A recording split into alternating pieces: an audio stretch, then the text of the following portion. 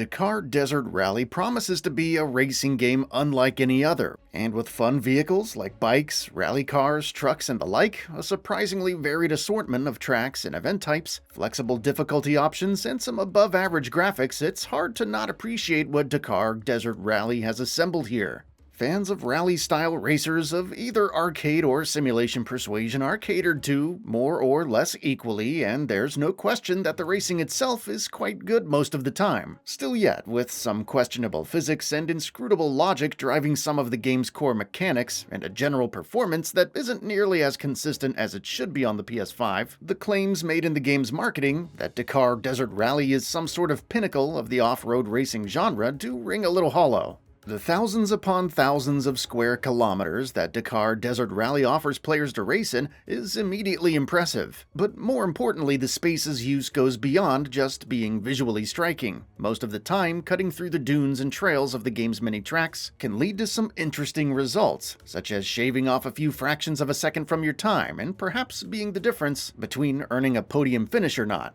Other times, sadly, the exploration is punished with small objects like logs, bushes, and rocks, bringing your vehicle of choice to a complete stop when it's pretty obvious that you should be able to trample over them. Small penalties for hitting things is certainly to be expected, but the way this game either lets things completely slide or punishes you to the fullest extent with very few instances of much in between can discourage taking advantage of the vast landscapes more often than it should. I also found some of the slipping and sliding to be a bit over the top, as even a mild to moderate slip-up with braking or accelerating improperly can result in a complete 180 or even worse, making small problems into massive ones in the blink of an eye. Even for the obviously sandy and snowy environments, grip is lost far too easily and too often in Dakar Desert Rally. Adding a pinch of salt into the wound is that, despite being beautifully designed, some races go on just a bit too long. Before getting in too deep, Dakar Desert Rally does give you a chance to experience it in your own way, with 3 general difficulties to choose from. Sport, which will largely resemble other, more arcadey experiences with waypoint beacons on the screen that greatly help prevent you from getting turned around, slightly easier opponents, lower repair costs, and even a checkpoint system that lets you restart from any waypoint you've already reached. Which is a system I like a lot better than the rewinds that we see in a lot of similar racing games today.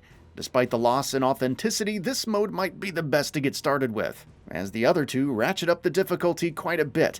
The next level up, called Professional, steps up the opponent AI to being quite ruthless and difficult, more expensive repairs, and removes the waypoint beacons and replaces them with a far less discernible map system that takes longer to translate into useful information to you than it's generally worth, but it still lets you keep the checkpoints.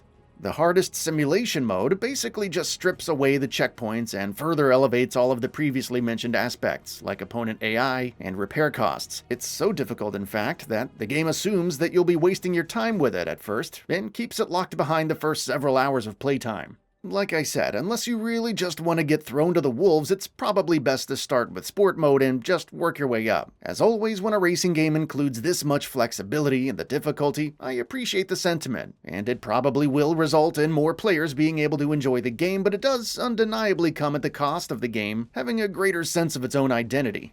Not getting as far into the weeds as other beefy racers tend to, your car tuning and repairs are a fairly simplified system that you can access between events as well as between races inside of events. Which is a good thing, as you'll be visiting both of these areas quite a bit to match your current terrain with the right setup, and keeping your vehicle in good shape to make sure everything works right. Keeping it nice and simple, you can also just select Repair All and get everything back in order for a flat price. Different types of collisions and other wear and tear do result in different parts of your vehicle wearing down, but by all means, if you don't feel like paying too much attention to all that and you just want to get back into the action, hitting Repair All will certainly get you there if you have the cash. Which, if you're even remotely decent at the game, you generally will. Purchasing different vehicle types also doesn't take forever like some other games in the genre, so you can start experimenting with different vehicles pretty quickly if you so desire. I came to be quite partial to the quad bikes myself, but each type feels pretty good to race as. Unfortunately, each also can fall victim to the fickle physics, and the fragile balance of speed and stability often felt like a monkey on my back that I had to placate rather than a fun challenge to overcome. I wasn't able to try the multiplayer mode in my review build, but I shudder to think of what could go wrong if any sort of systemic network problems get thrown on top of these other issues. Dakar Desert Rally is without a doubt one of the most beautiful looking racers I've played on the PS5 so far. Sunsets absolutely glisten on the wet sand of tropical beaches, and palm tree leaves and other vegetation waft in the distance and foreground in a near photorealistic way. And I just can't praise that aspect of the game enough. It has absolutely nailed the look and feel of all of its surprisingly varied assortment of tracks and locales. Results like this can only come from a formidable combination of real-world knowledge of how these locations work and top-notch video game artistic acumen, and it's always a pleasure to take in a new location in the game. If only the game could run these areas properly when the action gets thick. Don't get me wrong, most of the time, in performance mode, things were smooth enough, but almost every race did have a moment or two where the frame rate took a nosedive due to too many opponents crashing into each other at once, or when too much water was being rendered at once. I suspect, with the bit of ongoing support Dakar Desert Rally will likely get, this is the sort of thing that will get mitigated to some extent. But right now it's tough to ignore.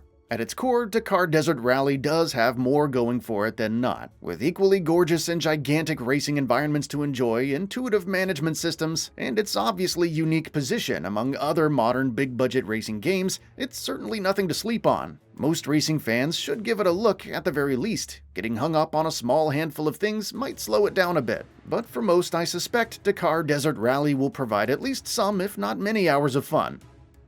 That's all for now. If you enjoy what you saw, please hit the like button.